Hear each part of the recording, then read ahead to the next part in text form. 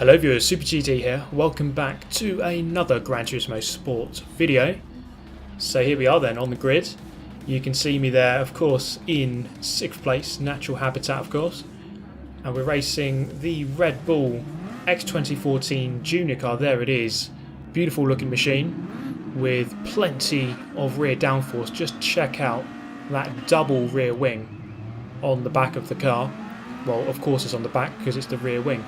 Into the first corner we go. So looking behind briefly, have a nice looking gap, but then this guy is going to go into that nice looking gap in the middle. South African with a nice move. Someone else spinning out. The German on the inside, Mini Maniac, a little bit slow off the corner. I'm up into 5th. The South African with a very aggressive start, straight from 7th up into 3rd. Rounding out turn number 4 onto one of the back straights. And just taking a look at the field behind, it's not clean at all. In fact, bum wax there at the back. Coming off worst. I suppose someone not liking his name and just punting him off. So then up the hill towards the S's. So giving Heisenberg a brief tap. I suppose he's on a break from cooking meth just before he come down to Italy and race one of these cars for a bit. So past the South African, who's had a bit of a yo-yo race so far, and it's only been a minute, onto the back straight. The long back straight into probably one of the best overtaking spots on the circuit. The South African right on my tail, looking threatening as we go down the dip into the amazingly banked corner. What a corner this is, and he's just going to give me a tap wide onto the gravel. I thought I braked too late. He must have braked really late to send me off. And you can see here, early doors in the race, getting punted wide is going to cost you even more because you're going to get overtaken by more people as the field is yet to spread out. So down into the back of the top 10. So not good news, but it gives us an opportunity to really test this car and my ability, which isn't often as very high as I think it is. So, I mean, obviously I'd be winning every race if I was really good, but that isn't the case. Into the final corner, very fast sweeping corner, and it should be in a car like this. Just look at it as we sweep down towards the line to begin lap number 2. So in 9th place, this car, it does actually handle quite weirdly as I braked way too late. I'm going to go onto the grass a little bit, but just about recover to keep the position into turn number 2. The handling is actually quite unusual. It seems to bite. It doesn't seem to bite initially, but then, well, it does, but then it doesn't, but then it does again. So it's a really weird one to handle. And then on the exit of the corners, it does like to oversteer on the throttle. So a lot of cars with lots of downforce, you can kind of really trust them to get on the throttle quite early. This one doesn't really seem to let you do that. Perhaps the junior version, not quite as good as the real one, or the senior version, shall we say. So back down to 10th, I kind of risked it around the outside. Never a good place to be on Gran Turismo Sport, the outside of someone. People don't normally really let you in at all. But then again, why would they? Onto the back straight in 10th, but at the back of a very long train here from 5th to 10th. 6 cars in this battle for one position. Quite extreme stuff. The top 4 bridging a gap already. The top 2 fairly comfortably ahead. Then 3rd and 4th just a little bit ahead of this battle. So then a swap of positions between the Dane and the German just ahead of us. Coming up the hill into the sweeping chicane. Should be fairly easy to negotiate this section here. Yes, it is. In fact, the Dane there hasn't had a very good time. I'm going to go past him up into 9th, looking up the inside of the German. He goes flying in. Perhaps my positioning on the inside there might have put him off briefly. And we give each other lots of space, and I'm back through up into 8th. Bit hairy on the exit. Luckily, don't get a penalty. Actually, no, I do get a penalty. So just running a millimetre wide, but it's enough to trigger that 1.5 second penalty. So we're not really going to slow down just now to run it down. We'll wait, and hopefully it'll run itself down a little bit. German ahead very wide into turn 2, again very wide. So that's a free position. And Heisenberg here, thinking about cooking more meth, he got distracted. He's spun himself, and I'm up into 6th. So, okay, the recovery is going fairly well. From 10th back into 6th. It's only lap 3. So if we can negotiate 5th and 4th, then 3rd place isn't too far ahead, maybe 3 or 4 seconds. And over the course of what will be around about a 25-minute race, then 3 or 4 seconds isn't totally undoable. I could definitely reel that back in. So then into the S's on lap number 3, just beginning to pull onto the back of the 2 guys ahead here. And onto the back straight, you do want to be in that situation as much as possible. Perhaps this gap is a little bit too big. Now, 2-minute 01 first lap, or first flying lap, first proper lap. Wasn't a clean lap though. So this car, I think, is around about the same pace as a Group 3 car overall, but the speed comes from different kind of places. I think it's definitely quicker around the corners. It's just a little bit slower on the straights though. Equaling roughly what a Group 3 car would do around the circuit. If you can just dip a couple of seconds below a 2-minute lap, then you're doing well in Group 3. And I think that would be the same case for this car. So then coming into the final couple of corners on lap number 3, again just pulling onto the back of these guys. The McLaren inspired livery on the German's car ahead. Can we go for a lunge past him? After all, if you don't go for a move that exists, you're no longer a racing driver. So I've got to get onto the back of this guy and start thinking about getting past him as quick as I can. The penalty not really going down at all, so I think I'm going to have to really actually slow down and serve that at some point. I can't really afford just to wait and let it go down itself. That isn't really the case in this game anymore. You do actually have to just slow down and serve penalties, which is fair enough. You know, if you're not losing any time for a penalty, then it's not really a penalty. German running fairly wide, but the Brit kind of moves over and just lets him go. So a swap of positions for 4th. Actually, no, it's actually 3rd and 4th now.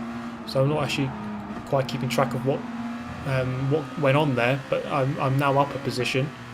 So this is now the battle for 3rd somehow. And coming into the S's, right on the tail of my fellow Brit. He's a little bit slow, given a bit of a tap in the rear end. Bit of encouragement to hurry up, and you see the German actually already beginning to streak clear of this battle for 4th.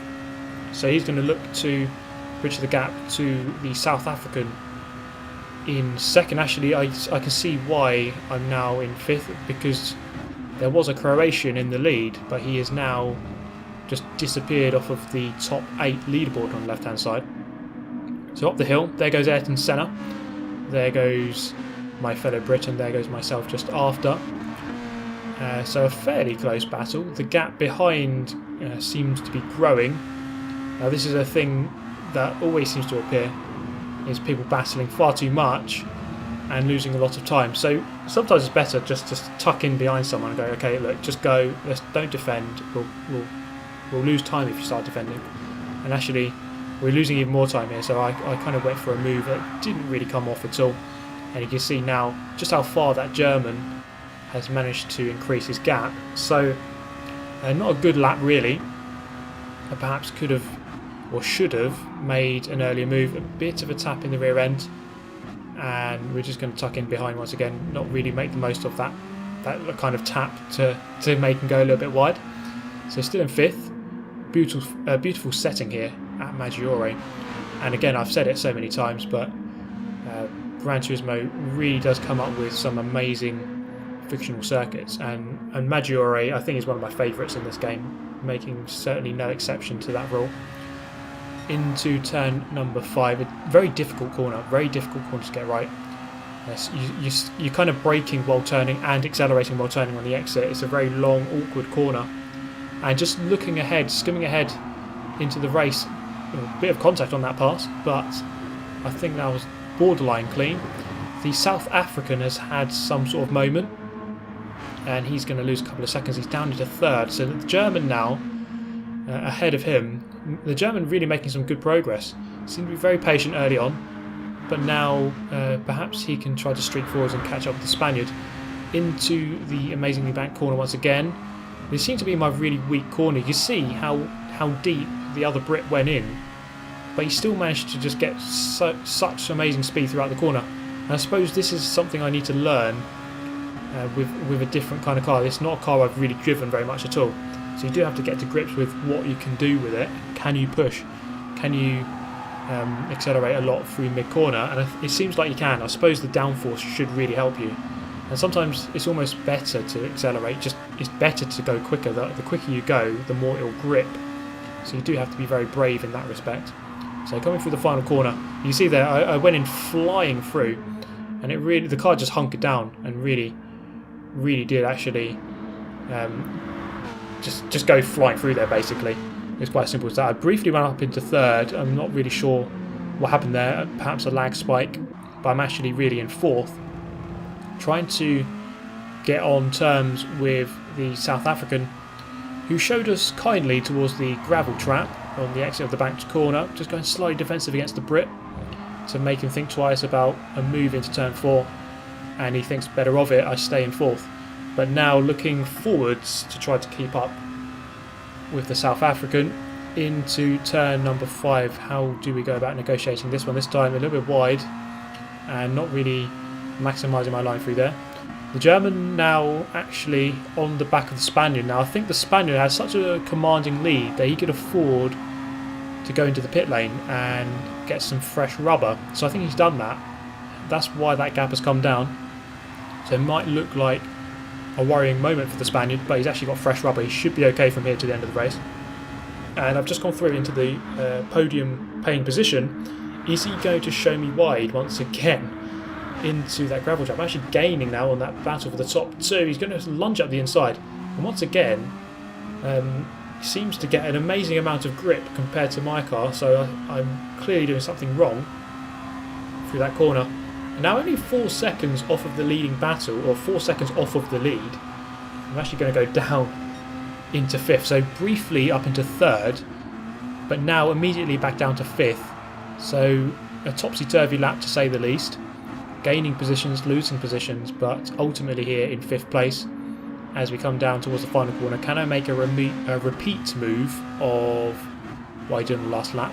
Not quite. I'm going to go through there a little bit slow. I wasn't quite brave enough to really fly through that one. So then crossing the line to begin the 7th lap of the race into turn number 1, very close to the back of Cassius, but with 0 contact to report.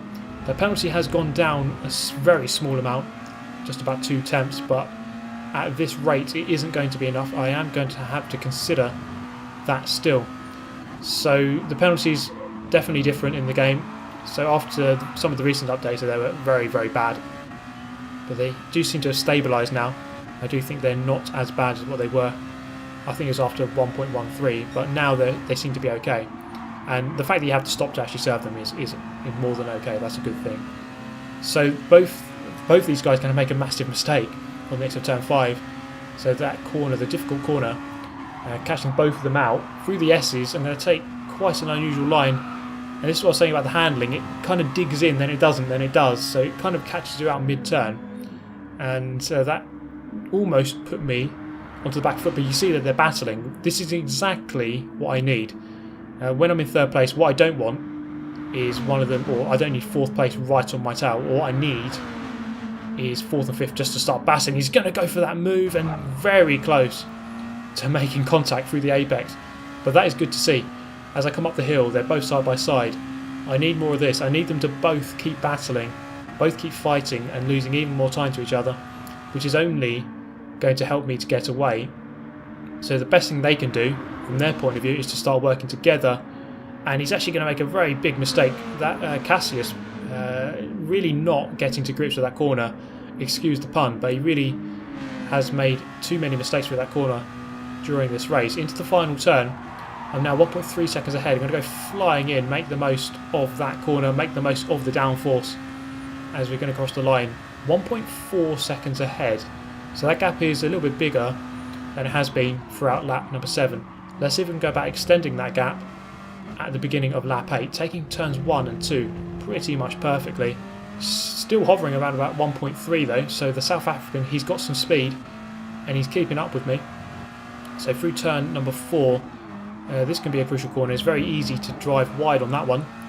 When we get through there okay, and the gap's going to go up 1.5, 1.6, 1.7, 1.8. So he definitely made a mistake through turn 4. Into turn 5, will he make another mistake, a repeat of lap number 7? With the gap's over 2 seconds now, 2.1. So through those 2 corners I've gained nearly more than half a second, nearly a full second. So that's really good news as we wind out through the S's onto the back straight. So up to 2.5 now, and I think once the gap gets that big, with so little time left in the race, well, there's still 2 laps, but with decreasing amount of time left in the race and laps, then they're kind of going to write off the chance of getting back past me. And I think they have now. The gap well over a couple of seconds. So the last couple of laps, lap 9 and lap 10, were very comfortable, and I was luckily able to do this whole race on one set of fuel, one tank of fuel and one set of tyres, and we're going to come across the line to finish in 3rd place. So not a bad recovery. I started 6th, so from there would have been a good race to finish 3rd, but after going down to 10th, I think that's an even better finish to go up to 3rd place. Pretty much everyone got a penalty at some point, and at this point here, the Spaniard in the lead just quit. He quit too early, and I move up to 2nd, so an even better result, and a slightly undeserved 2nd, but it was really a 3rd. But I'll take everything I can get. So not too bad a result in our first race in this car. We're going to go again. Let's have a look if we can do any better this time around. So starting in 3rd this time around, a Spaniard once again on pole. The Spaniards are very quick on this game. They are very quick. There's no question about it. Some of them have questionable ethics, but they don't really have questionable speed. That's of no doubt. Into turn 2, going past the Italian early, so up into 2nd place. Now, can we begin to put some pressure on very early in this race? I think if we can get into the lead, start dictating the pace of the race, start dictating the guy behind me's pace, which will hopefully be this guy, then you stand yourself a good chance of winning.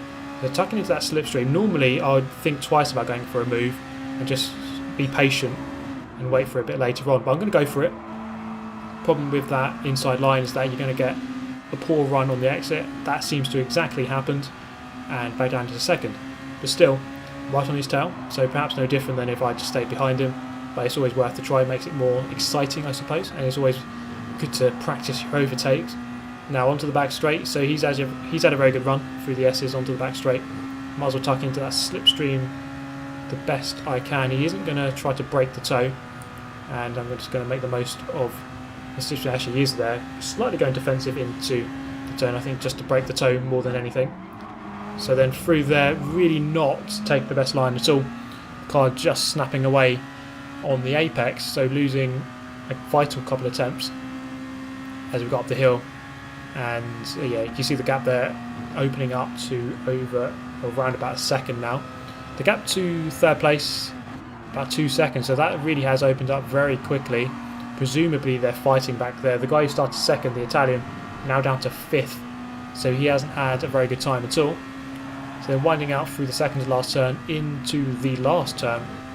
So we've had good practice through this final corner, maximising that as much as possible, perhaps just a little bit too much. So a mistake being made, and I'm about to make another very big crucial one here. Going through the apex, there's some very big bumps, and it kind of just straightened out the car, and well, I'm going to lose a lot of time. So pushing way too much early on to keep on terms with the Spaniard, and I'm going to go down briefly into 3rd and then into the final corner. Can we go about getting that position back? So it looks like we can. You can stand the inside. I think he's lifted off slightly because he kind of just lost loads of speed, or he might have bounced off the limiter. Into turn 1, I can't quite see him. Annoyingly, you can't move the camera sideways, so you can only move it forward and back. So I did actually go back into 2nd. Now this is lap 6. The gap kind of stabilised, and I did gain. It was about 5 seconds. It goes down to about 2.6 on this lap. So I get a 1.7 second penalty there, and then I get about a 13 second penalty, just for really getting ambitious on that track limit. And once it goes above 15, you have to serve it because it will go up. Or once it goes above 5, I think you have to serve it. So I pretty much have to stop here. If you don't let off the throttle, it won't go down. And then I'm guessing when there's a yellow flag, you can't serve it. So someone has spun here, and so it means I can't serve the rest of that 1.9 until I get past the danger, which is just here. Here it is, the culprit. So now I can slow down. But I mean, that has absolutely killed the race. At the end of the race, a comfortable second, but you see the leader's 22 seconds ahead.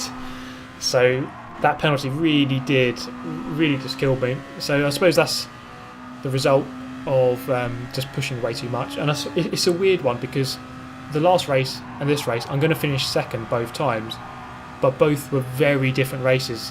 The first one I was very pleased to finish second. This one, somewhat disappointed because I think I could have done better. I should have challenged for the win, and even if I didn't win, I should have challenged for it. So a couple of mistakes being made, but yeah, consistency and smoothness is one thing you need to aim for in this game for sure, and I didn't really show it in that second race at all. But there we go, a bit of a contrasting races, first and second one, but both second as we can see here. But that's the end of this one. I do hope you enjoyed it as always, guys. Let me know your thoughts, subscribe for more of the same. Do hit the like button if you enjoyed. I shall see you next time. Thank you for watching. Goodbye.